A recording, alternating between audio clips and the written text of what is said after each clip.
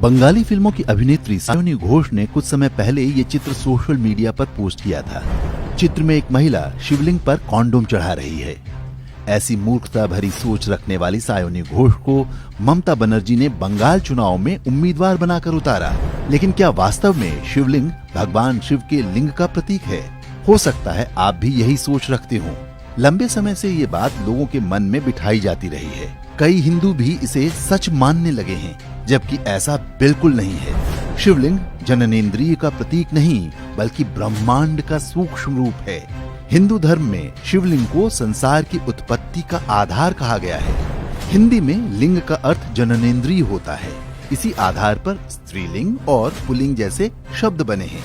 संस्कृत में जननेंद्रिय को शिश्न कहा जाता है, लिंग नहीं। लिंग का अर्थ होता है ज्योतिपुंज या प्रतीक।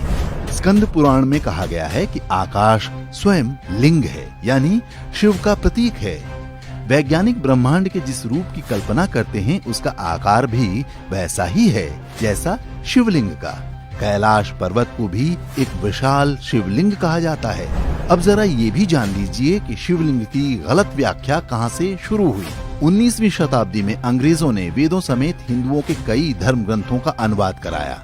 इनमें लिंग की जो व्याख्या दी गई थी, वह अंग्रेजों की समझ से परे थी।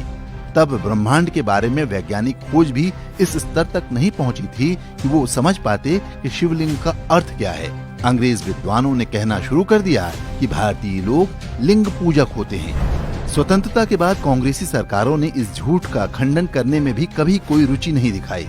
स्कूली किताबों में भी यही पढ़ाया जाने लगा कि शिवलिंग पुरुष के लिंग और स्त्री की योनि का प्रतीक है। धीरे धीरे लोगों ने इस झूठ को सच मानना भी शुरू कर दिया। लेकिन जैसे जैसे आधुनिक विज्ञान को ब्रह्मांड के बारे में पता चल रहा है, उनको ये भी समझ में आने लगा है कि हजारों वर्ष से हिंदुओं द्वारा पूजित शिवलिंग का वास्तविक अर्थ क्या है।